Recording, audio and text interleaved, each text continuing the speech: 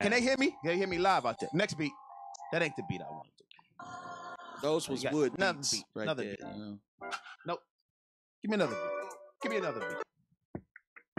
Nope. That's not it. That's the beat. Turn it up. Oh, word. Turn it up.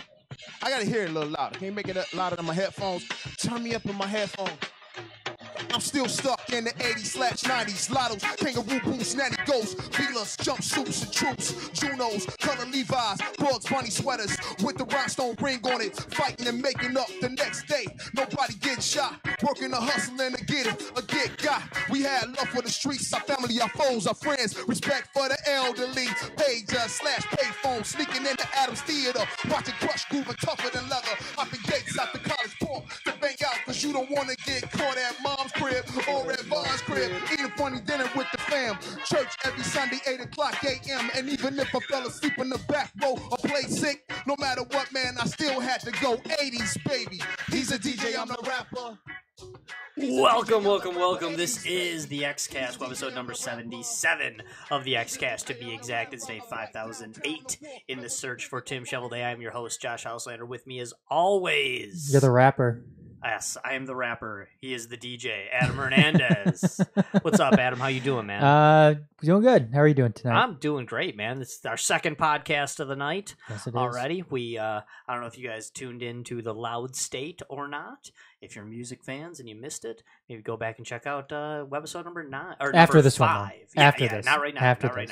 right now. But yeah, check out webisode number 5 of the Loud State if you so desire. It was a good one. Good show.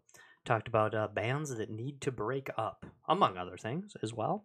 Like I said, this is episode number 77. Got a special guest coming on in a little while, Alicia Renee, jazz singer from Minnesota, coming on soon. She's been on the show before. Mm-hmm. She's great, always fun. Couldn't wait to get her back on. I don't know, we just had so much fun with her last time. She's a riot, absolute riot. So looking forward to it. That it will be happening in about 9 minutes. But Adam, real quick, have you seen the trailers for the new Star Wars story for Solo? I've seen a little bit of it. What are you thinking, man? You down? I've mentioned this before. I'm not excited about this one. No, I'm not. No, they bumped it up. It was going to be December, but now it's going to be a May release. Okay, it looks cool to me. I'm actually kind of digging it. I didn't disagree with you before when you were saying that this movie just maybe doesn't need to be made. Yeah, if you want to, if somebody wants to go see fake Han Solo, go and play Han Solo, then that's fine. The dude who's playing him looks Solo-ish. The guy that's playing Lando to me looks very Lando-esque. But it's still, like you know, there's only one Lando. It's Billy D. Williams. But have you seen? I got a theory though. Have you seen the Millennium Falcon and the pictures of this? I've seen a couple of them. It looks all weird. Yeah. The thing's not. There's a part of the middle that was always empty that now that's filled with something. Mm-hmm. So I want to throw out my theory, right? And I'm not one of those guys that's constantly just always looking into spoilers and all that stuff. I actually usually stay spoiler free. So if there's something out there that I missed, well, so maybe somebody already knows the answer to what I'm talking about. Mm-hmm. That I don't know, but I go back to one line from the original trilogy, and it's when the ship gets taken in the original Star Wars in A New Hope, when they suck the ship in to the Death Star, and they're hiding. They think the ship is empty, and they say several of the escape pods have been jettisoned. So my theory here is that front part was an escape pod. And that I'm thinking maybe like Lando's gonna like kind of steal it. Not like steal it, but like it's gonna be Lando's. He's gonna lose it to Han, and Lando's gonna be all like, "No, you don't get this part." And he's gonna take off with it or something because he's Lando. He's gotta kind of make his final play or something. Kind of come out on top because that's how Calrissian rolls. But so that's my big theory. Is I'm thinking that is gonna be a separate little spaceship that kind of goes off that maybe Lando's going to keep. And also they've kind of touched on this because in the Rebels show the Rebels TV show. Have you watched that at all? Probably I haven't. No. Yeah, probably not. I know you're not as big a nerd as me. but in the Rebels show, the ship that they fly is the Ghost, and it has like a little ship that comes out of it called the Phantom that is like part of it, but it can be its own ship, but it can also attach. So that's kind of what I'm thinking. That's my big theory going into this one, is that that's some sort of escape pod, some sort of mini ship that's gonna shoot out of this. But I know that screws up some of the canon stuff, because there was that little scene in Revenge of the Sith where you see the Millennium Falcon fly in. And they've always said that, no, that wasn't just another Y-1300 freighter. That really was the Millennium Falcon. So, and if that's the case, then it should look like the Millennium Falcon from this one. Yeah. So they either got to retcon that or do something. You know, they either got to throw that out. Not like Disney is above throwing stuff away that we've accepted as. No, Disney's going to do it. Disney's going to do what they want with it. Yeah, Disney. If something predated these Disney movies, right? And if they don't like it, they're like, whatever. Yeah, it never happened. Yeah, Disney's taking You Do You to like a whole new level. You know, they're just they kind of do what they want. Yep. That is for sure.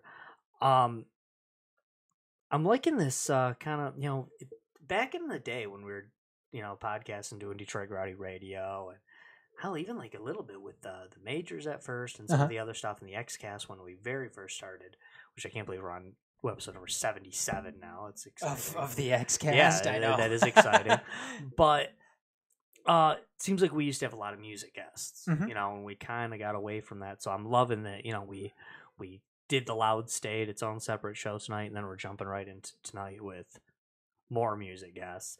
And Alicia also, you know, to set up this interview a little bit, she also crosses into the video game genre. That's how you found her. It is. That's where I met her. I met her at a video game event in Wisconsin, the Midwest Gaming Classic, and she blew my mind. She's really, really exciting, really talented, and I couldn't wait to meet her. And I actually kind of felt like that creepy guy. It was like, you know, I walked in while she was doing it. I was getting a little sick of video game junk, you know, so I walked into this area where she was performing, and then I ended up being that like creepy like hang around guy who was like, you know, she's trying to put her stuff away, and I'm like, hey, you want to be on a podcast? You know? And for some reason she said yes, so now she's stuck with us. Yeah, so I had her on Settled on the Screen then when I was still part of that show. And we've had her on the XCast, and now we're going to have her on this in a little while again. But super talented, and we've been doing a lot of video game stuff here lately, too. We have. You know, last week, and then not the week before that, but last week and 3 weeks ago, we had Billy Mitchell on. We've had some of the people contesting Billy Mitchell on last week. So we've definitely been hitting it pretty hard with the competitive gaming world. I was going to say, it didn't seem like last week's show was really... I mean, it was with Mike in some sense. But last week's show turned into Data God versus Rudy Ferretti. It really did. It absolutely did. We had Rudy Ferretti on here proclaiming that he is the best, not only the best gamer ever, and the console gamer of the century was, I believe, the title he gave himself. But he also proclaimed that he was the best looking gamer. You know, we had Phil Day on too, and Phil Day's not a bad looking. Good looking dude. He's a good looking guy. Yeah, absolutely. Rival Rudy. Maybe yeah, he might be even a little better looking than Rudy. You think so? Yeah, perhaps. He's got the accent too. Yeah, he does. You know, Phil just posted a picture of himself, though. I mean, he could use some Just for Men. I'm just saying. I mean, I could too, but you know, I mean, it's you don't use Just for Men, do you? No, I could use it. I should. Maybe I should, but my hair's getting a little. I look like I use the Just for Men a touch of gray, but I don't. It really is just my hair is just gray. It's just, you know, it's got the salt and pepper. I'm not flattering myself with it. It really is. Yeah. Yeah, it's. Yeah, I should probably maybe think about some hair dye. I don't know, but I asked my hairdresser. That doesn't seem like something you would do. Yeah, it doesn't to me either. I asked my hairdresser, who just happens to be Adam's wife, and she said to not dye my hair. So I'm gonna. Why did she say not to dye your hair? I don't know. I asked her, and she said no. So She said she didn't think it was right for me at this point. I guess It sounds like you disagree. No, I she's a pro. You might as well. Yeah, no, she knows what she's doing. Listen to her.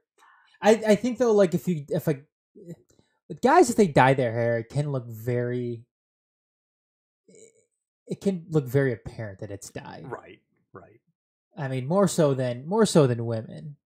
Women color their hair. I mean, you just assume all women color their hair. Right. Yeah, that's just it's part of being a chick nowadays. It's 2018. But a guy coloring their hair, I don't know. It seems very apparent sometimes that a guy's like, oh man, that guy's really not that. I agree with you, and I'm not into it. And I've used that joke before, and people be like, "Oh yeah, I use the just for men a touch of gray." And I'm like, "Oh really? Oh, I can see that." Like, no, I was kidding. That's yeah. Thanks, asshole. No, I don't. I just have gray hair. I just have a touch of gray. At this point, maybe I have a touch of black. I'm not sure. No, your hair's still pretty. Yeah, it's still pretty brownish. It's still pretty dark. But I used to have like the jet black hair, like the hair that you would dye it and do. With the long ass ponytail. Too. I did used to have some long hair, man. I did have some. Any thoughts of bringing that back? No. No. I don't think I could. I don't think I could rock a ponytail like I used to. Why not? Yeah, I guess maybe I could. I don't know. You should do it. No, I had hair down to my butt when I met him. But here is our caller. Alicia, is this you? You're live on the air with the XCast. Hello. Hey, how are you, Alicia? I am fantastic. Is this Josh? This is Josh. You're also live with Adam Hernandez here on the XCast. It's great to hear your voice again, Alicia. Alicia, how you doing? Oh my gosh. I was just going to say, I feel like it's been way too long since I've heard your voice. I almost didn't recognize it. No, it is still us. Well, he is getting older, too. I am getting older. We were just discussing my the hair pigment of mine getting to, having some gray. Well, Alicia's a female. Alicia, I always thought it was kind of weird for guys to dye their hair because at some point it seems like if a guy dyes their hair, it looks very apparent. Like, oh man, you kind of see like, that guy dyes his hair. I can see it. Whereas if a girl dyes their hair, it seems like it's more natural if a girl dyes their hair. I mean, it seems like. I mean, I can say that you're right, that it seems more socially acceptable, but from a woman's standpoint, like I can tell when another woman is dyeing her hair and I can tell when a guy is dyeing his hair. You do you, man. You do you. Yeah. Whatever makes you feel sexy, I think you should go with it. That was a grouty thing. Maybe do you want to dye your hair next week? Maybe we could. we could dye my hair. You should. I just dyed my hair today. You guys should do it. See, but that's where, it's cool when a chick dyes her hair. That just seems like, okay, when a girl dyes her hair, it's kind of like, well, she's just, that's her style for this month. When a guy dyes her hair, isn't it instantly like hashtag midlife crisis? Like, look at this guy. I mean, maybe other dudes are judging you that way, but I certainly would not. I'm going to. Yeah. I'm liberating you. Get out there and do it. Okay. Well, I might. I was just saying, I don't know if you were listening, Alicia, but I was just saying that my hairdresser, who happens to be Adam's wife, advised me not to. But maybe she was just being nice. I mean, she's like, no, the thing is, bad. I think she's smart. I mean, she's definitely probably seen some train wrecks happen. But I will say this, that, if you try and it fails, like, it's kind of a testament to how you can handle it, like, hey, it's no big deal. Like, I look silly and now I'll just change it again. Or you can just try and rock it, like, if it's weird, yeah, whatever, I'm weird, deal with it. Yeah, I was going to say, Josh, if we do dye your hair, can we do it like not your natural color? No. Oh, no. God, you're a wuss, man. No, I'm not doing that. No, or I'm not having orange Really? hair. Really? Yeah, see? No, I'm too old for that. Oh my God, I think if you put a little blue in your hair, that'd be hot. I think you should at least think about it. Alicia thinks it'll be hot, Josh. Yeah. How long does that last? If I dyed my hair blue, would it be like that for like a month or? Well, whenever you decide to change it back. Oh, so I'd have to change you can just be like, I changed my mind, this looks like shit, and then go buy some brown or something, like whatever. You can always go back to normal colors. Yeah. Okay. Okay. Well, we'll think about it. All right. Alicia, you being on board with this is really it's really a deciding factor. Yeah, see, thank you, Alicia, because if it was just me saying, Josh, dye your hair blue, he'd be like, shut the fuck up, man. I'm not dyeing my hair blue. Happy to help.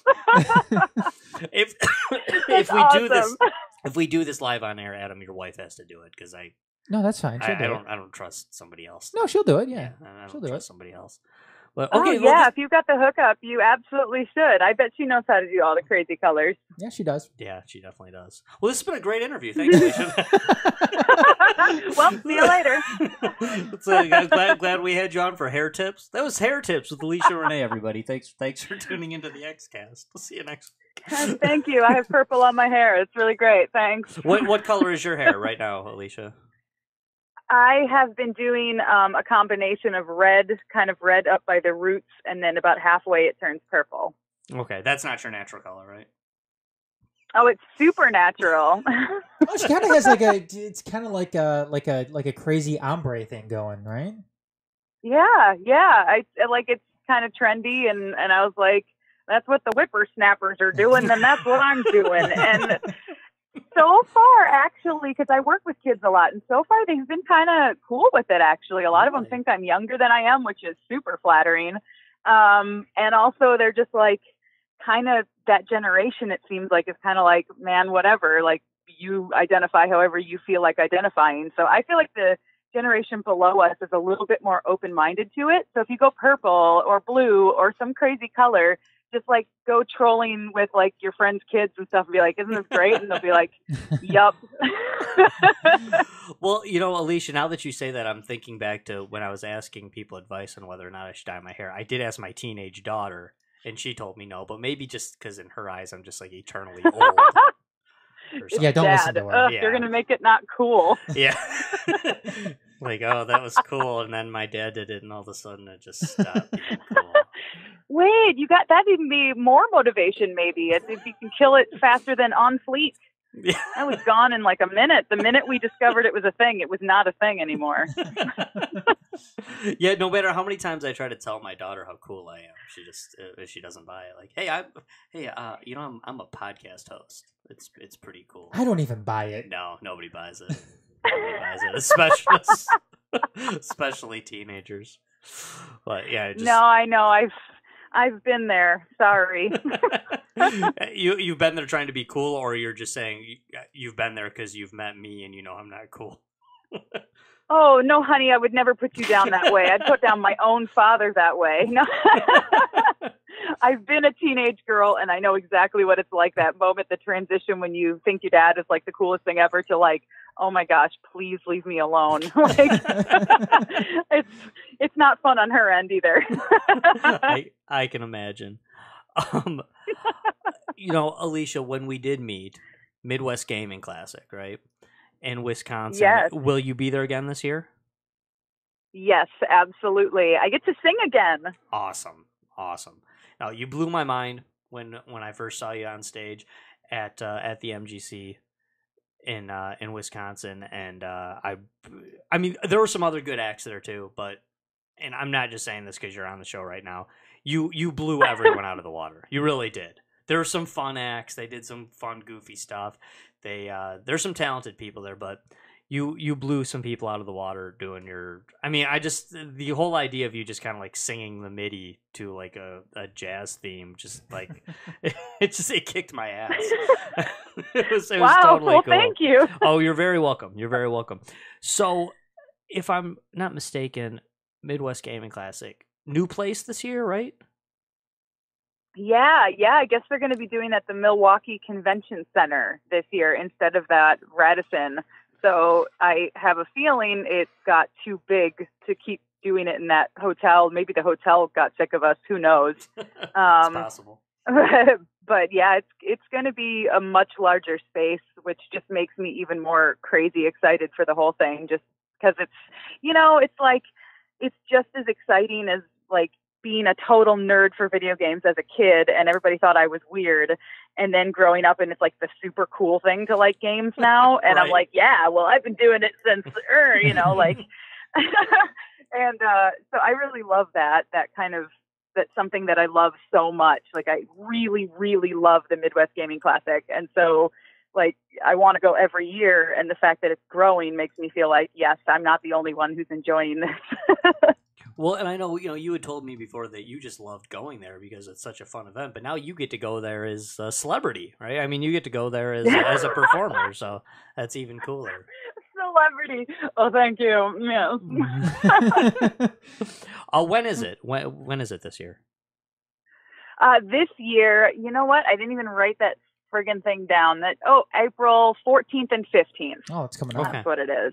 Yeah, April 14th, 15th. So, and the reason I know that is because I did make sure to note that I sing April 14th. So I kick off the whole event actually right in the morning.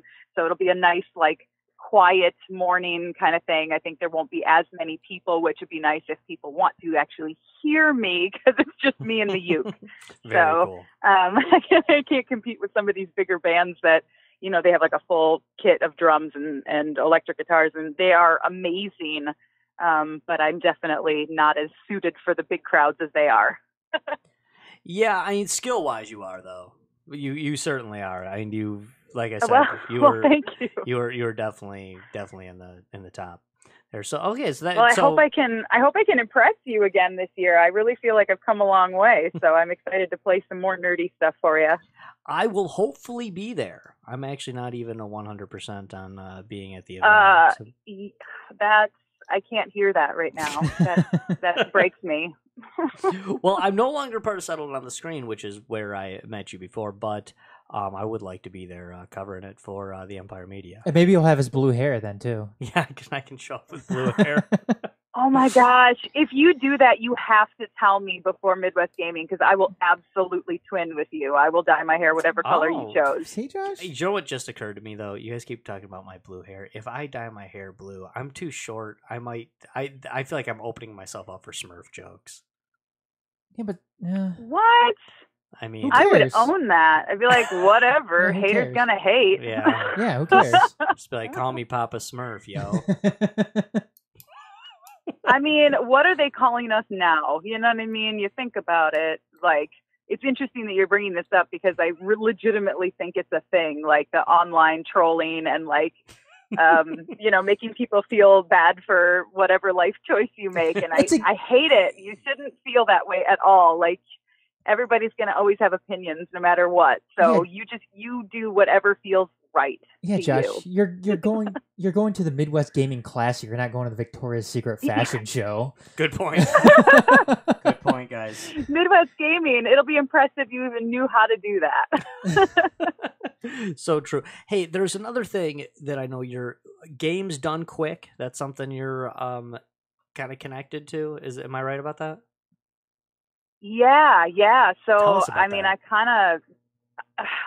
so Games Done Quick is something my husband introduced me to. He came up to me, this was like 2014 or 15, somewhere in that range. And he said, I know how you love watching me play video games. You might like this event that's going on. And so what it is it's 7 days solid, like 24 hours for 7 days. These people run games. They speed run them. So they try to get the fastest time they possibly can. And there's like different categories, and there's, different rules that they have on themselves. But to give you an idea, I have never beat the original Mario Brothers on the Nintendo. Like, what? I still I'm so bad at platformers. I'm so bad, and I don't have the patience. So, wow. So I've never beat it. So I put a lot of time into it. But these people can beat Mario from start to finish within 5 minutes. So it kind of blew my mind when I started watching them. Is speedrun.com connected to this? Do you know? Speedrunners Live, I think, or something. Okay. I'm trying to remember what exactly they're called. But yeah, Games Done Quick, like basically it's a community of speedrunners. All the people that do that decided to put on an event where they play and they raise money for charity. Very cool. And yeah, so ever since they started doing that, I have been obsessive about it a little bit. So what games are you in a good way, I speedrunning? hope. I was gonna say first though, Alicia, I'm with you. I've never beat Super Mario Brothers either. Yeah, how have you two never beat Super Mario Brothers? It's never been important to me. Like I've played it, No, and it's like, I didn't beat it. Okay, on to the next. I don't need to beat it. Wow. And I'm sure Alicia's the same way. I mean, she doesn't need to beat it. So no, it's it was fun. It was fun for what it was, but I was much more into puzzle gaming. see. I mean, I Man. yeah, and that's great. I mean, I don't need to parallel park, but I've been 16 years old before. Right?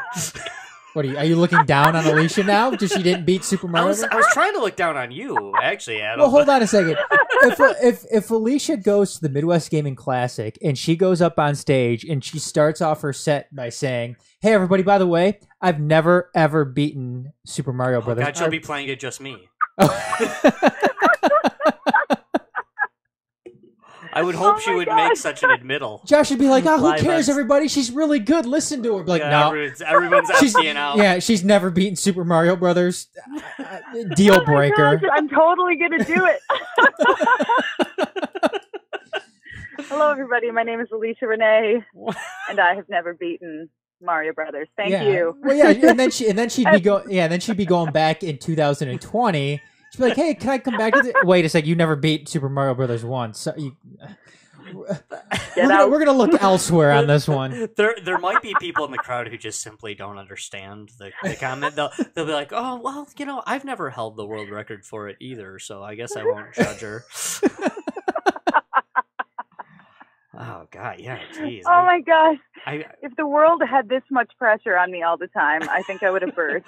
She's gonna go out and try to beat Mario well, Brothers. I mean, have you beat any of them? 2, 3, world? I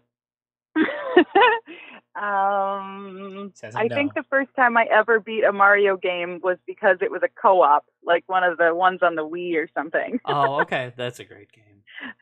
I wasn't able to beat any of them by myself. Again, it's like, I get it. The natural progression, things are supposed to get more difficult. That's the point of a game and why it's difficult. Otherwise, like, just hand me the candy cane. You know what I mean? Like, why am I playing this? But, I played plenty of those, like Farmville. Remember that shit? Oh Yeah. my God. Don't even get me started on the clicking and waiting, no skill involved. Oh my God. How many hours of my life have I put into those stupid, anyway. So, but I get it, like it's so gratifying. I think that people play platformers to a level where they get it. It's like muscle memory.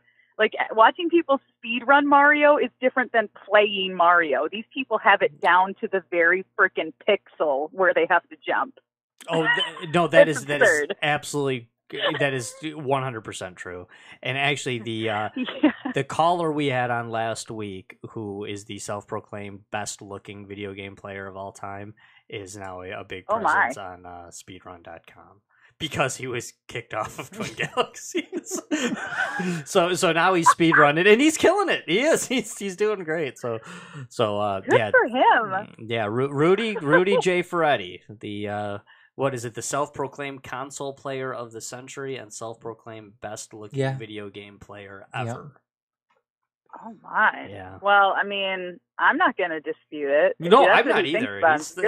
Hey, let him have it. Yeah, until somebody wants to show it, until somebody wants to, prove their claim above him, I'm not even going to dispute it. I'm not. No, absolutely not. Mm-mm.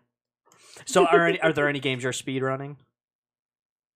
No, goodness, no. I talk about not having patience. The level of commitment, like time commitment to put in that these people have to do, because you can watch a lot of these speedrunners. They have Twitch channels, and I've watched them, and it is very much what you would expect to train for this. They just play the same frickin' thing over and over and over and over and over, which is not to say I don't do that.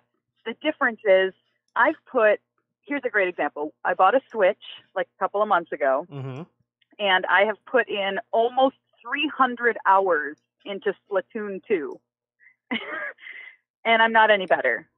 So, like, no matter how much time I put into a game, I don't usually I don't know how to explain it. I don't get to that level of good. What about your husband? Are there any ones he's speedrunning? Oh, he's not a speedrunner, but he is incredible at a lot of music games. Oh, okay. He, like, when DDR was really big back when he was in college, and he got super into that game.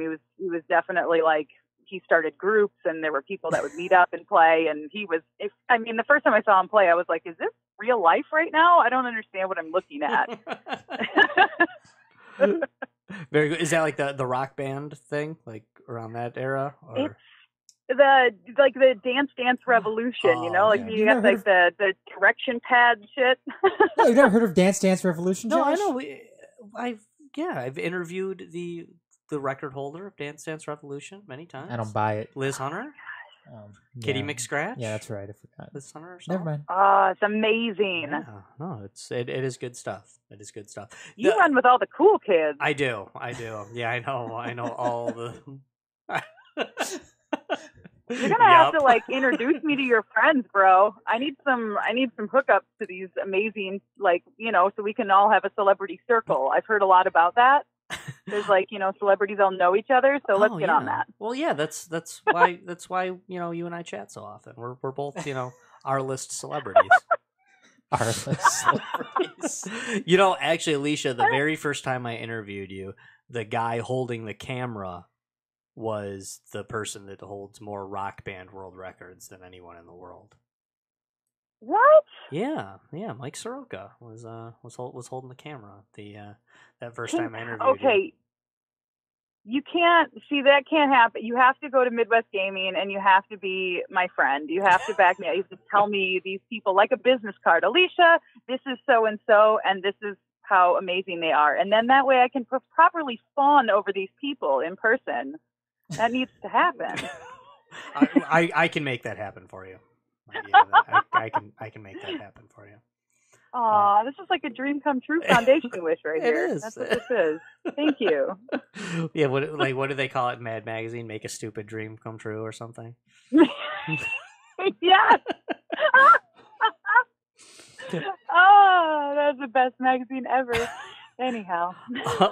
Alicia, last time we spoke with you, we're jumping around here, I know, but last time we spoke with you, you talked about the mural you were like painting, you were drawing in your home. Is that still going on? Did you finish it? What's up? Tell us about that again. We bought a new house and I was looking at it and was like, it's so plain. It's not me.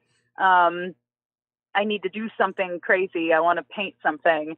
And so I got the agreeance that I should just let my artist come out, and something inspired me at the right moment. And I can't believe we were talking about it because I finished that mural in 3 days. Oh, you did? And it is, yeah. It was inspired by Yoshi's Island for the Super Nintendo. And so I decided to draw a background that had Happy Mountains from that game. And so cool. I just painted it. But the thing that's absurd about it still to me, that I was so inspired to do it, and that it's most impressive it was done in 3 days, because it's 9 feet tall and 15 feet wide. Wow. So it's sort of large. But like I said, you know, I might not be obsessive about speed running, but I am obsessive about painting, apparently. Speed painting, so. too. I mean, that's not just world record painting, it's also speed painting. So it was my personal best right there. Yeah. Well, you need to send us some pictures of it. I would love to, yes. And I need to send you the Pauly Shore cosplay I did for Halloween. Do. Remember? I do remember that. Alicia, I have this like chicken scratch mess of notes and questions that I was going to ask you, and most of them are just like goofy little dumb questions, but then just in all caps at the bottom of the page it just says Pauly Shore, just because I wasn't going to let this interview go without discussing Pauly Shore with you. What do you know? I know you follow him closely. I know you're like the person to talk to. What's Pauly Shore up to right now? You know, he's not super open about everything he's doing. It seems like he is still like going around and doing some stand-up, which is pretty cool. He doesn't appear to be doing films at this point. I think once he did Pauly Shore is Dead, that movie from a while ago now. That was an interesting film. And then after that, yeah, it kind of seems like he's just sort of, well, living his life. I posted the cosplay. I even tagged him. He did not give a shit. I mean, he's way too big to give a crap about me, but Pauly Shore? It seems like, yeah, he's been in movies. I haven't been in a movie yet. Alicia, he was in Biodome. I'm not saying that Pauly Shore isn't bigger than you, but I'm not positive that the gap between Pauly Shore's celebrity and your celebrity is quite as large as, in 2018 anyway. I'm not positive that the gap, that the 2018 gap is quite where you are claiming it to be. I think I'm gonna let you have that. I actually think that's actually pretty fair, because if he's not really doing a whole lot, he's just kind of, he's got us residual weirdos that still think about him. So, because if he's not doing anything new, then there's not that new generation to be all like, oh my gosh, you either love him or you hate him, kind of reaction. So, still. He's been in films, guys. Feature films. No, he has. That's something. Yeah, we saw Biodome. Mm-hmm. I mean, that's good stuff. That's good stuff for sure. He was a funny guy. Best movie ever. I'm just curious to see if one were to do a Google hit war right now between you and Pauly Shore. Like 2018 hits only, or like 2016 to 2018, who would win that Google? I thought it was funny that Alicia's like, well, he's not doing many movies right now. And I'm thinking to myself, well, there's probably a reason why he's not doing many movies right now. Alicia's still patiently awaiting the triumphant return of Pauly Shore. He's gonna have a comeback, you guys. It could happen. It's like Paul Rubens. Didn't you see the new Pee-wee movie on Netflix? There's a new Pee-wee movie. I did not know that. No, I'm a huge Paul Rubens fan. Pee-wee's Big Holiday. Oh my God, it's delightful. I mean, it's very much the same as Pee-wee's Big Adventure. It's like pretty much the same movie, like as far as the formula goes, and it's delightful to see him again. I was like, yes, thank you. Like, it feels good. It's fan service. Oh my God, I haven't watched anything with Pee Wee Herman in it in almost 48 hours.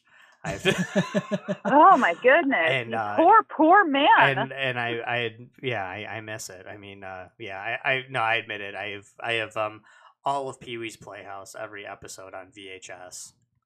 It's displayed proudly in my house. I think it's on Netflix now too.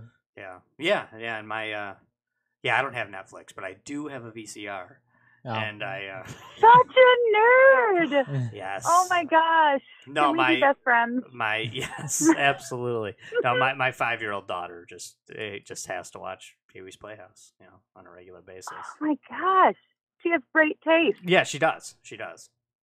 Yeah, no, and love it. I love it. And she can work a VCR. Most people can't say that about their 5-year-old. You for real have a VCR in your house? Like big, you're not. I have 3 of them. Yeah. Yeah. I don't even know how do you know how to fix them or something? Like, how do you get them to keep working? No, I just know how to buy them at garage sales and then throw them out when they're broken. I have a feeling Alicia, the next question from her is if you said yes, I can fix them. She's like, oh, can I send you mine? I'm gonna mail you a VCR. Do you have any computer experience, guys? Because I could really handle you looking at my tablet. I have like 12 of them. Could you just take a look? No, I'm not your guy for that. I'm sorry. Adam could maybe fix it. I need you to do this quick Google search for me. Quick. No. Honestly, I'm gonna brag. I'm gonna straight up brag right on this show. My VHS collection is sick. I mean, it is just wicked awesome. I have a ton. Now of you VHS. have to tell details. Yeah, details. I have a wall of VHS tapes in my place. Adam's seen it. What? Yeah, I did. Yes, I do. I have a wall of VHS tapes, and I watch them all regularly. Yeah, I like VHS. That's beautiful. I had no interest too of going over to that wall and be like, "Oh, what do you have here?" Yeah, no, yeah, he didn't. He didn't even wander in that direction. And then my place isn't very big, but he found a way to avoid that entire area whenever he's been over. But yeah, no, I have I got the DVD VHS combo on my main TV in the living room, and then my daughter has a VHS player in her room as well. Oh my god, she's like that a is spoiled so kid retro. from You '89. just brought up so many memories. Yeah, I mean, imagine how spoiled that would have appeared to be like in 1989. Like, oh my god, you have your own VHS player in your room. Yeah, seriously, I was the coolest kid ever because I had a television in my room hooked up to my Super Nintendo. I was like 9. Wow, that is cool. That is cool. My mom would never let me have a TV in my room. You had that parent. Yeah, I did. The one who cared. Yeah. Just kidding. I'm kidding. I don't mean to diss my family. They're lovely creatures.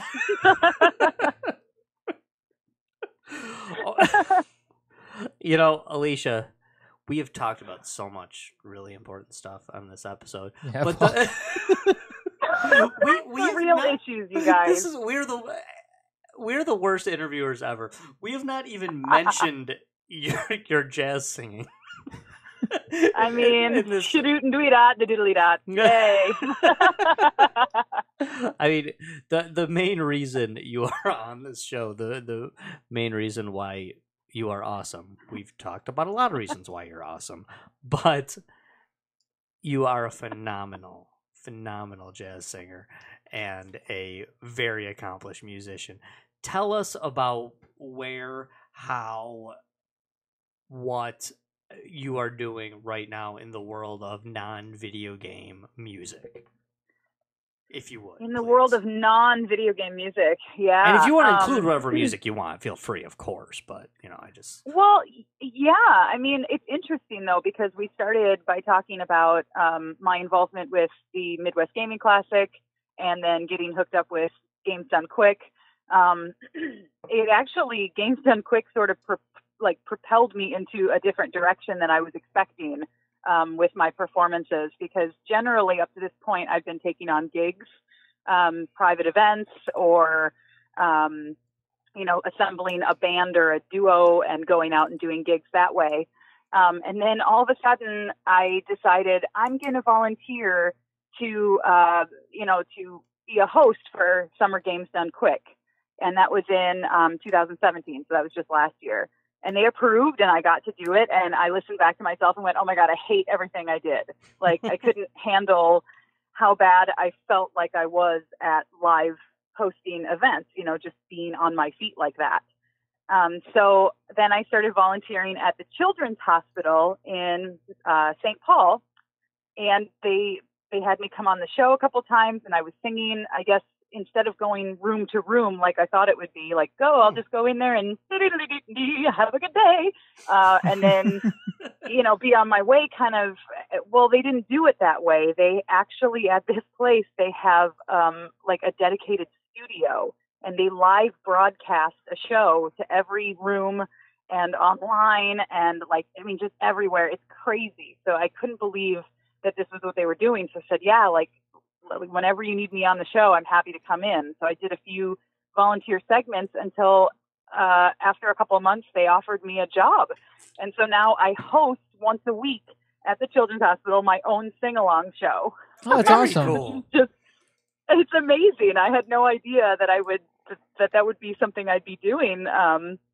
But it's been so fun because it's a live request show. So kids can actually call in during the show and make a request, or they can come down to the studio if they're able to and watch the show happen live. Or sometimes kids are feeling, like they're visiting, so they're kind of antsy and they want to do something. Those kids can come down and actually sing with me on the show. I mean, it's crazy. So I've been learning so many new songs. Kids totally request things that I was like, who is what? I don't know who that is. I didn't know I'd have a library of One Direction songs now. Oh, is that what they're requesting? Yeah, my next question was going to be, what are they requesting? But it's One Direction. Ugh. to be fair, One Direction on the ukulele is actually pretty cute. I'm really into it. No, Probably sounds better. I bet. Yeah, well, in some regards, it's if you're not into a certain band, if you hear a band you do like cover a song, they make it their own. So I try to make every song kind of sound fun and approachable and in my own little style. So the jazz chops aren't always worked in that position. If I sing a song that I've prepared, then I can kind of noodle around and be super jazzy. Otherwise, I need to tone it back just a bit so that they can sing along with me, because that is the name of the show, is the Star Studio Sing Along. So I hope that that's objective number one. Well, this is such a great quality, Alicia, but your unending modesty is it can be a bit misleading, and I'm not What are you talking about? I am not at all surprised that after they heard you were offered a job at this place, because as you stated, you don't like how you sounded. I had no idea what I was walking into the first time I heard you perform. Like I said, I was actually just trying to escape. I was looking for a place to have a cigarette, actually, and Fair. I stumbled upon your performance, and it was, I'm not just saying this, it was mind-blowing, and I'm sure the people at this hospital had the same reaction, because truth is, I've actually seen a lot of people performing live. I've witnessed a lot of people for the first time, and I've had my mind blown before. A lot of places in the Detroit area and other places I've traveled to host some shows or just for my own enjoyment. But your skills really blew my mind, so it doesn't surprise me in the least that they had the same reaction I did. Basically, I'm sure. Well, you are too kind. I guess I just didn't think about it. I think it's important maybe to point that out, that I am a nerd. I still it's not really like something I'm all that used to yet. I have been performing for a long time, but in my personal life, it was very much like I was very overweight and I felt very invisible a lot of my life. And so now that I'm kind of like coming into my own and being like, yes, I'm just going to go out there and do things that make me happy and nailing it. And I really love these game conventions and I want to just do whatever. Like if I can yell at a camera for a little while in a strange voice and that makes people laugh, like, cool, I like that feeling. So it's been more liberating, I think, to kind of do these things, like coming full circle, dyeing your hair a crazy color. It's more for you than it is for anybody else. It becomes this thing that you realize, like, you put a lot of emphasis on something that might not even be that big a deal. And then it makes you wonder what else you can do if you don't hold yourself back. So I just go out there and just do what I do and hope that people enjoy it. And the fact that you're telling me that you enjoyed it, that really does mean a lot to me, because it feels like it makes it all worth it. Like it's a symbiotic relationship. We're both getting something out of it. So that's pretty cool. Absolutely. It's the absolute truth. Hey, you mentioned this in the past too. I should ask this, I guess. For those of us who are still chubby, what do you have any weight loss tips for the world? I know this is another thing that you were very successful in. Oh my God. Okay, so yes, I do. It's just funny because talk about being liberated. I have an Instagram account that I never shut the fuck up about eating healthy on. So, and I started a campaign recently, like a photo shoot of myself and in scantily clad sort of ways, showing lots of cleavage and holding vegetables. And my idea came from looking at advertisements for Coke and Pepsi, something that I used to be very addicted to with drinking soda. And I realized that a lot of soda companies were selling their products with naked ladies. And I'm like, okay, if I can use my boobs for good, then I'm going to do that. So I do. So I model vegetables very promiscuously in hopes that when you're thinking of cleavage the next time, you might think, oh, I could go for some broccoli. At this point, Alicia, I feel I would be remiss. I would be a terrible podcast host if I didn't ask the question that every man listening is now asking: where can we find this Instagram? Instagram. I go under Alicia Renee Sings. And you can find everything in that series is hashtagged as vegetables are sexy, which I highly encourage more people to join in and use that hashtag. For the love of God, get sexy with vegetables. It's amazing. I won't use it because I'll probably hurt your cause. But No, what? No. Not with pictures of myself anyway. Is that what's next for Josh? Is modeling vegetables sexy? No, they'll be like, oh my God, if that's what vegetables make you look like, I'm going to have another pop. But no, Alicia, I do not have an Instagram account, but I will about 30 seconds after the show. Look, if I can't make a converter out of everybody, I am making actual efforts to start using my Twitter account as well, which is also Alicia Renee Sings. So, I really want to be a part of communities, and it's honestly like SGDQ is a great example. These Games Done Quick events are raising money, like millions of dollars every single event now. And it's going to Doctors Without Borders, which are helping people in need. And then AGDQ that happens in January goes to the Prevent Cancer Foundation, which is all about trying to spread a message to take better care of ourselves and eat healthy, because then it'll prevent diseases, including cancers. So it feels like it draws me in that way as well, that I'm like, how can I tie everything I love together? The gaming, the music, bringing happiness to people in one way or another, and spreading a message of take care of yourself and eat your vegetables. You are like a stanchion of positivity. There's something about you that just echoes, being positive. That is awesome. That is awesome. Alicia, well, it sure beats being negative. It does indeed.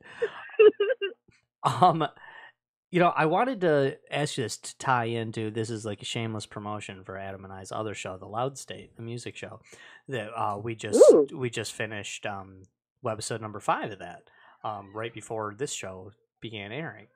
But are you into, and it's okay, answer this however you want, are you into like pop music and rock music at all? I know you kind of have to be because of your your new hospital gig, and I know jazz is your love, but are you pretty well versed in the pop music and rock music as well? I would say that I am. I always loved pop music, and I actually, despite being a jazz singer, pop music has always been kind of a big part of my life. So whatever's like on the hit station, even when Billy Joel was relevant, I've always been into like whatever is popular. So absolutely. And I do a ton of those covers already. Come on, One Direction. That's awesome. Pretty poppy, right? Yeah. Oh, for sure. And Billy Joel is awesome, for the record.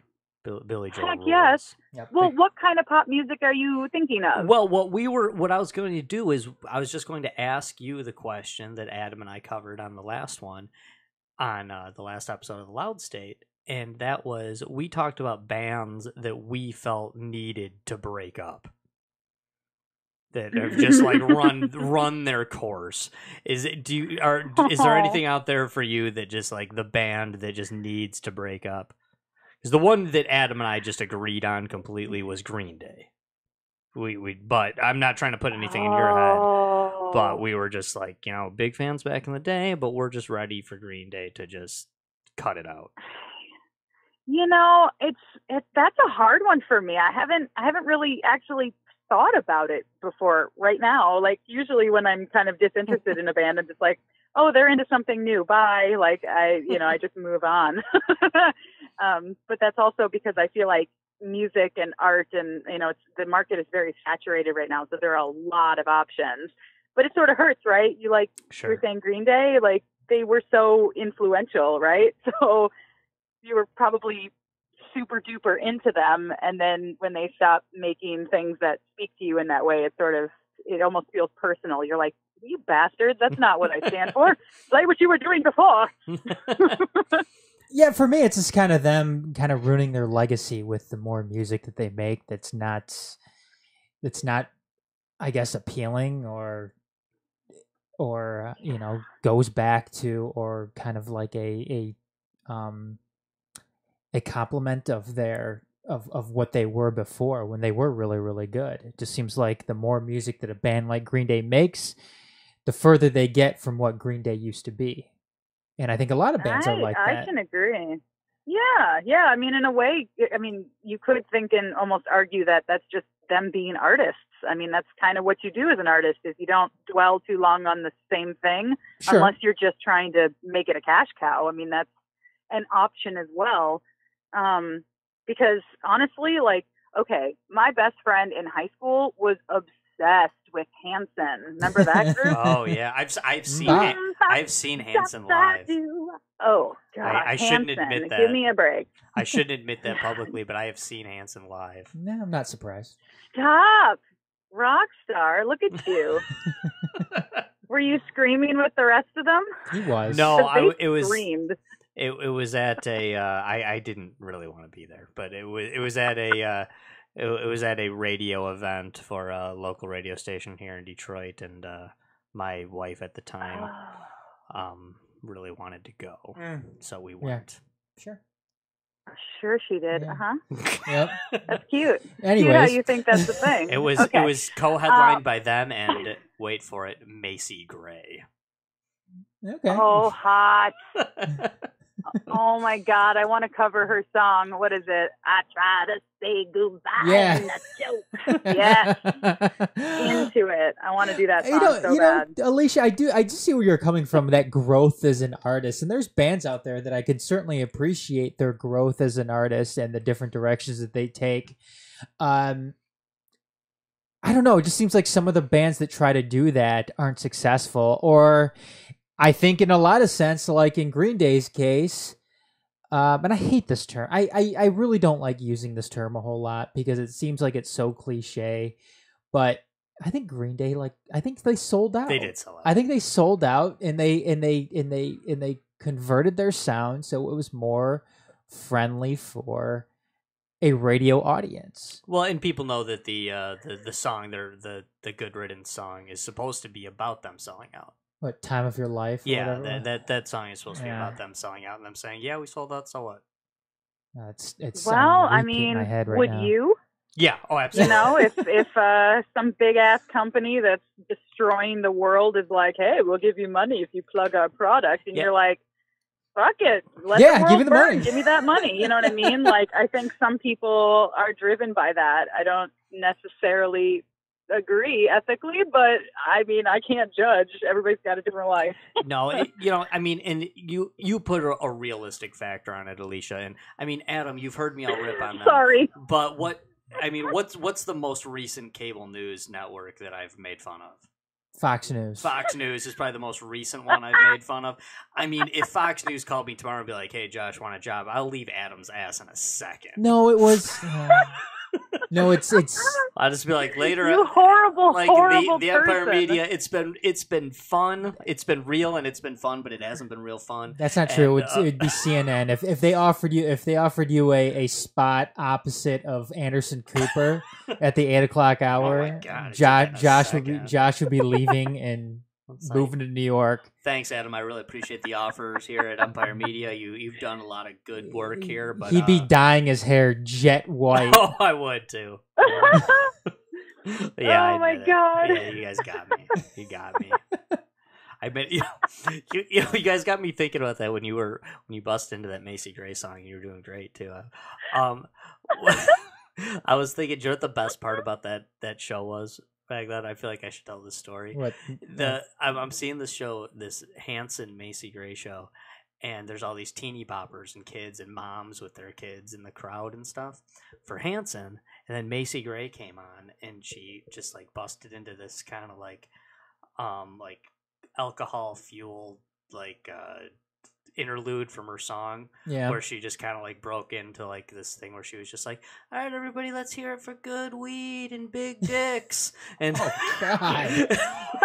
and she like broke into this whole thing, and it was just this flood of like moms covering their kids' ears Or walking out. trying to pull them out of there. So that alone is what I think about when I think of that concert, and it made it worth it. It was funny. But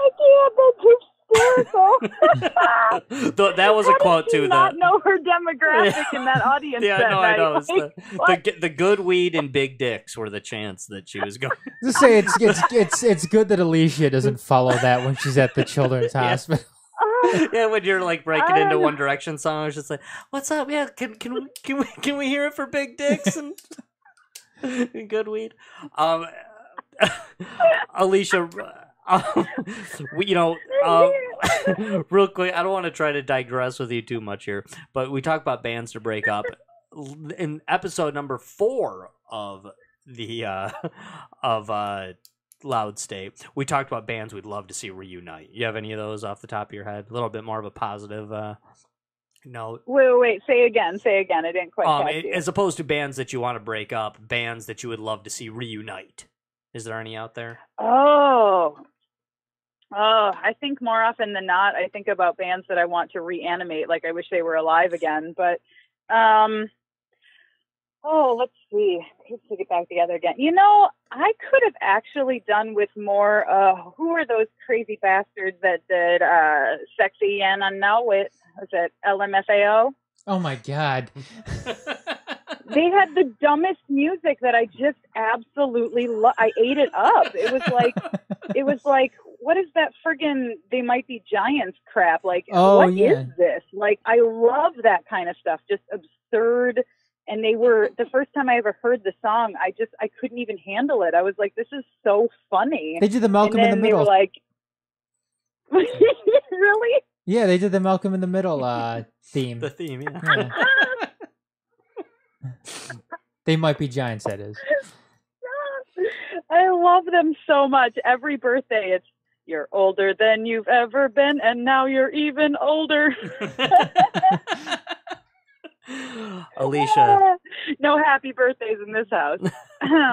Alicia, it was fun as always. Please send us these pictures you're talking about. We'll put them all over our webpage to your mural, your Pauly Shore pics, vegetable pics. And vegetables are sexy. Yeah, yes. Yeah. Okay, need some boobs for the page. Well, that one you just go to Alicia. More of that one you go to Alicia Renee Sings. Right, right. You can get that there, but we need Pauly Shore, and we need your mural. We need your Yoshi mural. Yeah, I want to see the Yoshi mural.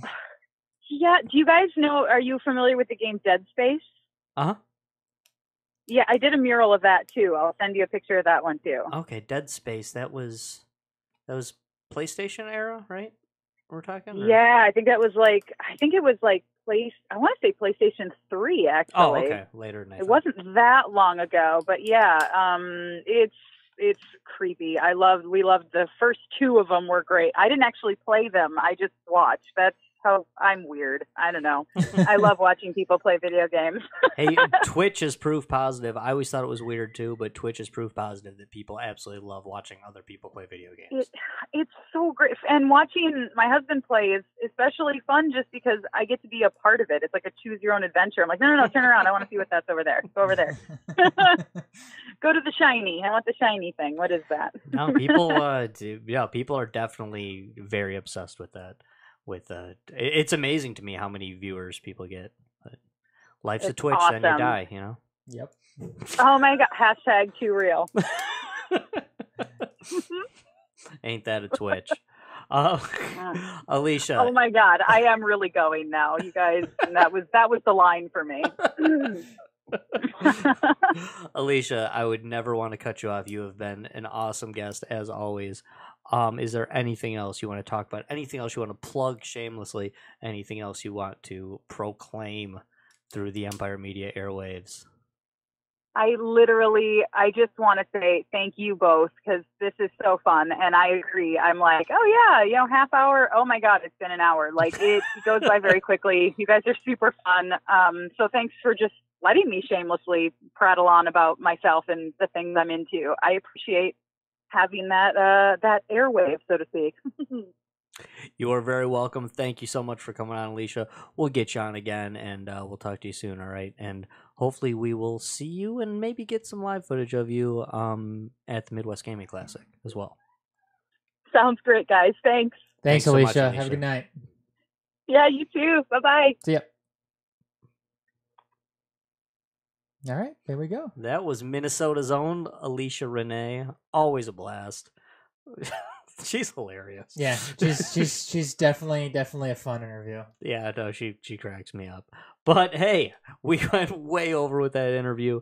I believe it is time to go around the Empire with Adam Hernandez. Yep. And this week, yeah, we got a couple of different things we're going to be taking a look at tonight.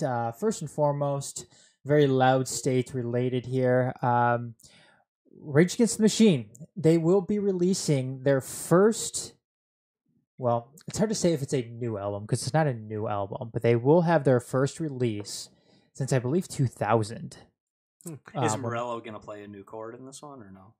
Morello's like one of the most underrated guitar players of all time. One Trick Pony.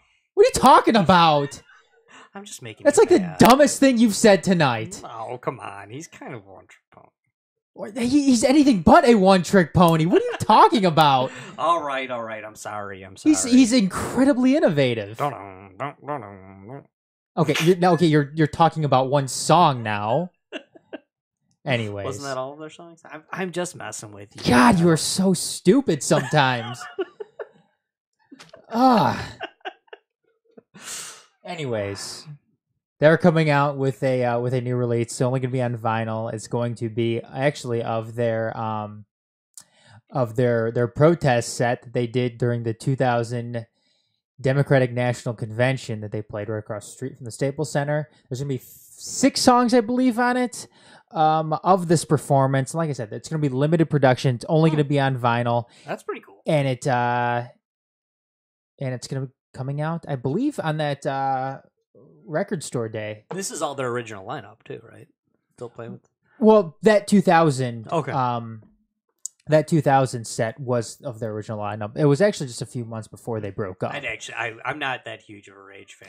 They're not. But, I would love to get that on vinyl. That'd be and they're not. I mean, they're not really back. I think they did a reunion a couple of years ago, but actually, the guys from Rage, I believe it's all of them except Zach De La Rocha are doing Prophets of Rage right now with Chuck D and so they're doing that stuff now. Well, he is pretty involved in that stuff down in South America too, didn't he? The lead singer, Zach De La Rocha. Yeah, he was. He did a lot of stuff with EZLN. No, he practices what he preaches. That's for sure. No, he does. He does. Yeah, with the Zapatistas down in the Chiapas region of Mexico and the struggle down there between lands and the government and stuff like that. So yeah, he's definitely involved with that. Moving right along though, I didn't realize how easy it was to get you upset about ripping on. Hey, when you're talking about Tom Morello and Rage Against the Machine, yeah, that's a sore spot. Jeez. Well, it's because it's totally not true. There's some truth to it. No, there's zero truth to it. All right.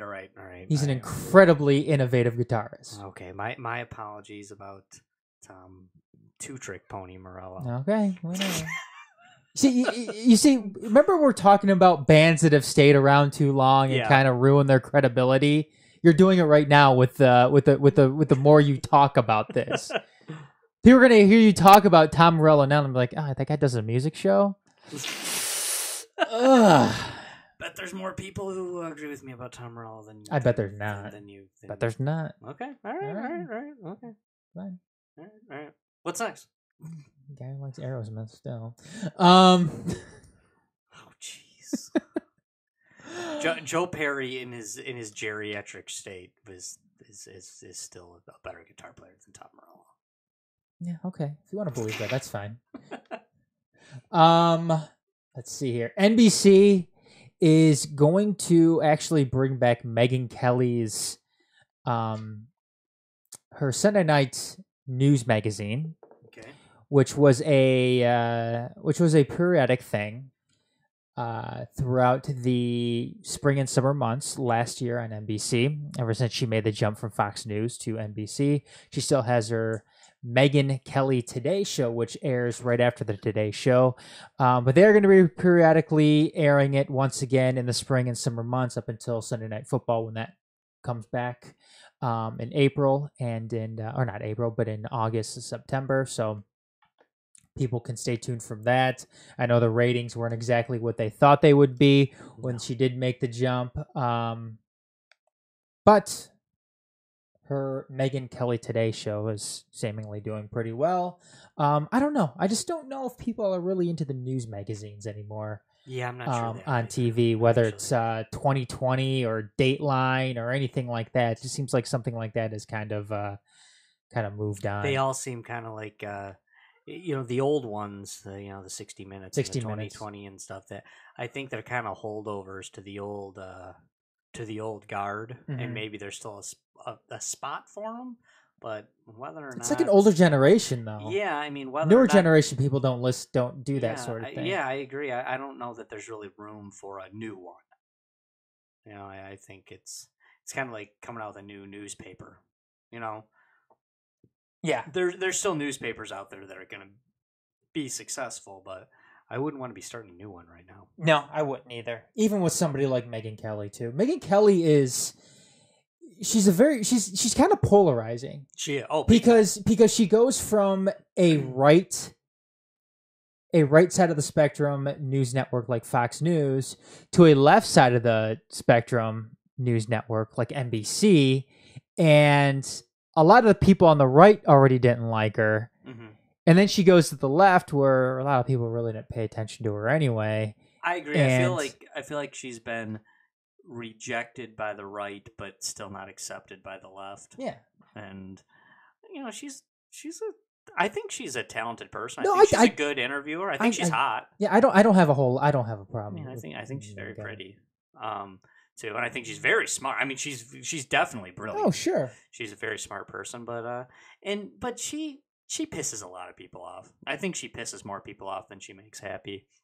She with her like kind of strange, like gotcha questions with what she recently got in trouble because she started asking, was it Jane Fonda about plastic surgery? I think that just kind of randomly, yeah. And I know recently she had the first Larry Nassar male victim.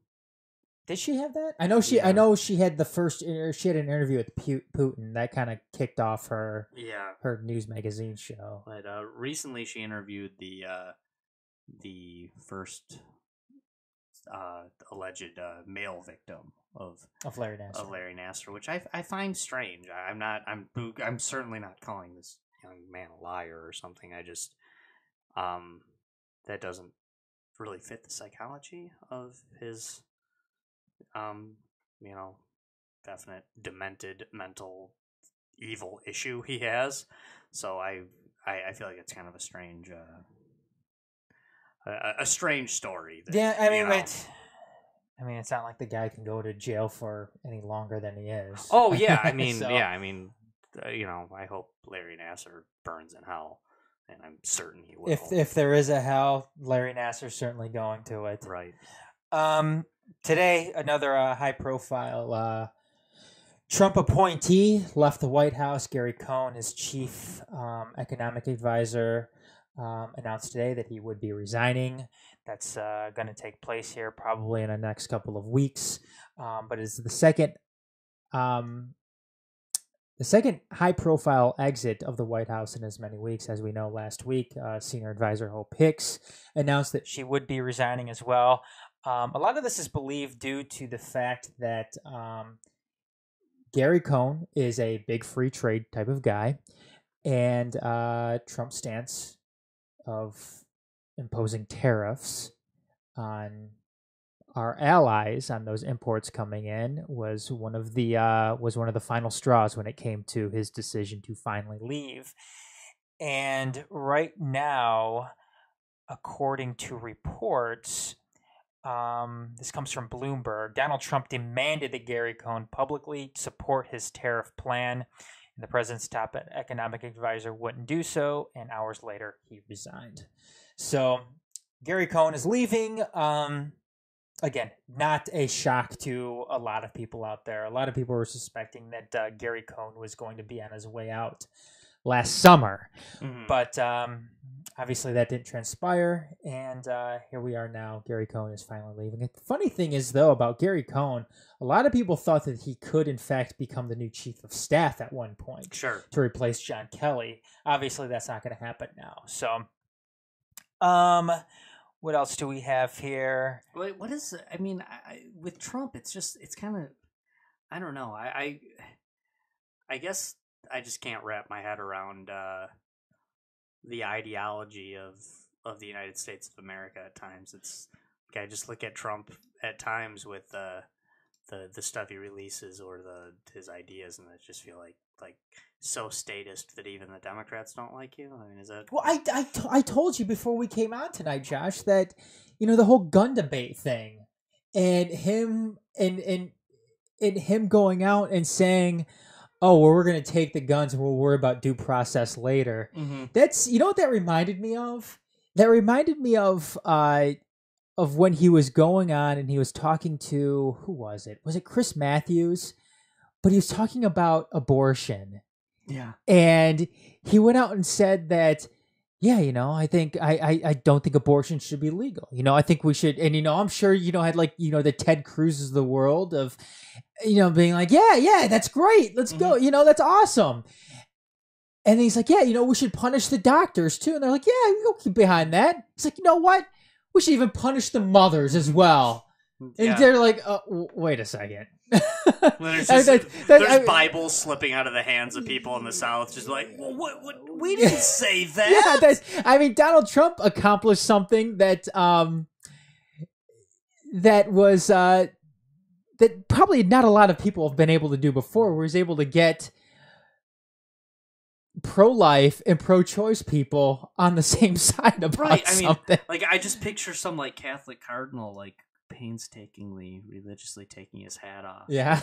with that interview on in the background, him going what the fuck is he talking about? covering up the mic and be like, hey, what the fuck did he just say? That's how I pictured it, and that's and Trump is he's such a polarizing figure that basically he's got now all of a sudden because Trump, basically just hashtag because Trump, now Republicans love statism and obnoxious douchebags, and the Democrats love the Constitution. Come on, cut it out. Well, like I said, I'm for some gun control, definitely. But when he goes and says something like, "Oh, well, we're gonna ignore due process. We're gonna take the guns first, then worry about due process later." That's not oh, wait a second. Well, Trump is basically, a lot of Americans out there who say, well, I support the Second Amendment, but I want common sense gun control laws. Yeah, that might sound really cute and nice to you, but guess what? You either support the Second Amendment or you support gun control. You don't do both. Well, you know what? The gun control debate is certainly not one to have right now. No, it's not. Because we just don't have the time. No. I wasn't trying to ignite it. Because we can get into it if you want. No, we don't have time. Especially with our political show day, or in the process of getting going. Trust me, I can talk about this stuff all night, but we don't have all night. But come on, Donald Trump is not pro Second Amendment. Everybody, He never was. The thing that I find the most puzzling about Donald Trump is, quite frankly, I just don't understand why the Democrats hate him so much. Well, sticking with Donald Trump is sued by Stormy Daniels over unsigned quote-unquote hush agreement, and this is coming from the Hollywood Reporter. The adult film star says she's free to discuss her alleged affair with the president. even though she was paid $130,000 as part of a 2016 settlement. And goes on to say, Stormy Daniels claims that President Donald Trump never signed their settlement agreement, and she's free to discuss their alleged affair at will, according to a lawsuit filed Tuesday in Los Angeles County Superior Court. Let's see if there's anything else here. But yeah. This is another one though, Josh. Donald Trump overwhelmingly won the evangelicals. Yeah. During the election. Yet shit like this comes up. And you know this isn't the first time that he's had an affair with somebody like Stormy Daniels, whether it be a porn star or whoever, an escort, whatever. Mm-hmm. Yeah, it's listen, it's glossed over. It's, you know what? Everybody makes mistakes. Hey, listen. I didn't vote for Donald Trump. I don't support him. I don't really like him morally. But at the same time, like I've said many, many times on this show and elsewhere, I mean, most people in this country vote not for somebody, but for against the other person. Mm-hmm. And it's not like evangelicals should have voted for Hillary. I mean, so I guess... should have voted for Gary Johnson, right? They should have voted for Gary Johnson. That's right. Absolutely. Positively. Was there a Catholic running? I don't think there was. No, Joe Biden's Catholic. Is he Catholic? Yeah, Joe Biden's a devout Catholic. Well, Rick Santorum was running for a little bit. Is Rick Santorum Catholic? He is Catholic. Is he Catholic? Okay. I knew he was very religious. I wasn't sure if he was Catholic. No, Joe Biden's was the most Catholic option, basically. Was he? I didn't know that. Yeah. I didn't know Joe Biden was Catholic. Yeah. Is Joe Biden a Catholic? And actually, Hillary's running mate. How can I not? Oh, Tim Kaine. Tim Kaine, yeah. Tim Kaine's Catholic? Tim Kaine's actually very Catholic. Yeah. Is he? Yeah. I think actually Hillary even was hoping that would swing some people. Swing some of the Catholic. I don't know that people pay enough attention in 2016 to really delve that deeply into their vote. And I think they're just like, yeah, Team R, yeah, Team D. I don't know. I think it works. I think it works in some sense. Probably. I don't know though. And hey, every little bit counts when elections are this close. I mean, absolutely. Geez, so for sure. Let's see if there's anything else this week. Kind of a lighter news week aside from what I did mention earlier. Let's see. Anything else that I can throw at you here, Josh? Not really. Huge winter storms heading for the East Coast. Yeah, the Olympics happened. Yeah, but we already talked about that. Did we? Talked about the majors. Oh, yeah. Good. You know what? I like the Olympics. I've said it before. I'll say it again. I like the Olympics. I like watching the Olympics. The number one thing I don't miss about hosting a sports show, now that I got fired from the Majors Live, is not having to pay attention to the Olympics. That is my favorite part about no longer hosting a sports show. Although the Americans won curling, that's neat. Hey, that was awesome. It is awesome. It is awesome. Just goes to that's American exceptionalism at its best. I mean, just like give us 5 minutes and we'll be better at your sport than you are. Sorry, Canada. Well, they didn't. Well, they beat the favorite. They beat Team Sweden. Team Sweden were the favorites heading into it. Oh, were they? Yeah. I just assumed Canada was because curling. Yeah. Either way, though, the United think about it. The Europeans love their soccer, the Canadians love their curling. Imagine if our best athletes actually played your sports. LeBron James is a curler. Yeah, we would murder you in everything. Americans are so far superior in this stuff. You know what's funny? You know what's funny too about the Olympics and in some sense curling is when people watch it. I'm including myself in this because when I was watching it, you watch the sport for like 5 minutes. Yeah, and then all of a sudden you're an expert in it. Oh yeah, for sure. Oh, completely. I was like watching luge or skeleton, and I'm like, I really don't know what's going on, or like I know they go down and it's fun to watch, but like seriously, like 5 minutes in, I'm like, oh man, he took turn 3 a little too high. Yeah, and this is why I just this is why I'm not a fan of the Olympics. Is like I don't give a shit about curling and the luge the other 3.5 years. Why do I all of a sudden care now? Because it's fun. Yeah, no, Olympic. Yeah, it's cool. If you're into it, hey, that's cool. It seems like the cool thing now It's is to hate on the Olympics. Is it, well, then I started it, and I'm awesome then because I've been hating on them for a long time. Maybe. But I mean, seriously, when it comes to like soccer, especially, and yes, I call it soccer, not football, because we get to change the name of sports because America. That's why #America. Imagine if LeBron James and Tom Brady and all the I have a feeling great Tom Brady athletes. wouldn't be very good. You don't think so? No. Tom Brady is a gamer, son. He would be awesome at He's it. an awesome quarterback, but he's not very athletic. Well, I mean, he was drafted by the Expos too, so there's another sport that he could have been awesome at. I think that Tom Brady is the best quarterback to ever play. As far as transitioning to a different sport, though, I don't know if Tom Brady would be that successful at it. I don't know. I just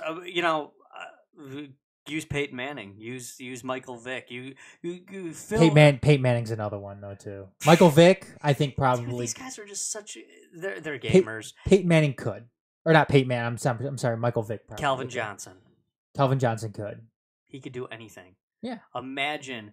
I mean, we put like our undersized kind of like sissy I kids to play soccer. I understand. I'm not disagreeing with you. I think that's exactly one of the reasons why the United States isn't more successful at soccer. Right. I mean, if we didn't put like our low tier athletes at soccer, then we would murder Europe and South America and everyone else at soccer. And I'm not saying that the United States doesn't have very good soccer players, but even the good soccer players, that are in the United States, they end up going and playing in Europe.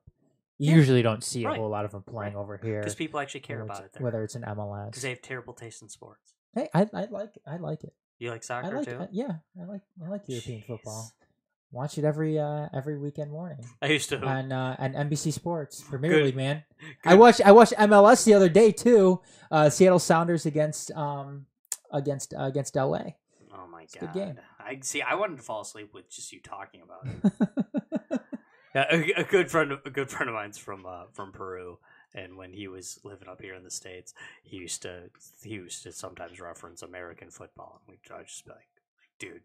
Here we just call it football. Okay, like you don't need to call it that. It's just football. I think football's very fun too. American football. Mm-hmm. It's a good sport. Anyways, Josh, do you have anything else you want? I don't. All right. Well, give me a second here so I can cue up the music. Oh, right on. I was very glad to hear that the U.S. won in curling, though. Yeah, I didn't watch it, but I was very glad. Patriotic, man. Yeah. No. It's so awesome too because it looked like the guys that won it. And I think it was a four team sport, and it seriously looked like they're just gonna go out and have a beer after. Oh yeah, I mean they look like everyday people. Yeah, like they were gonna go celebrate with a Miller High Life. Yes, not even like oh, it's been a long year of training. We're gonna we're gonna go treat ourselves to no, they were gonna go crack like a case of Miller High Life. Yeah, or some Blue Ribbon. Right, yeah. Some Pabst Blue Ribbon, absolutely. Or they'd be the guys like, can I get a beer? Oh, what kind do you like? Oh, whatever you have. Yeah. It's like, you run these specials tonight? I bet you that's what they did. Yeah. They probably walked into some South Korean bar in Pyeongchang and were like, hey, what are your specials tonight? Yeah. Like we're running a draft special. You guys got Boombas here. Josh, though, what do we have coming up next week? Next week, it's technically taking a week off from the XCast. That's true. But we will be doing our special Deep Issues show next week. And the topic for next week, this is one I'm so excited about. I've been looking so forward to It is the this. Deep Issues show. Yes, Deep Issues show. Next week, same time as the XCast. We will be covering the Denver International Airport. This is one of my very favorite topics. Such an intriguing thing, such a creepy, fun, and crazy topic. The Denver International Airport. That show will be immediately following Politics of the Empire. Yep.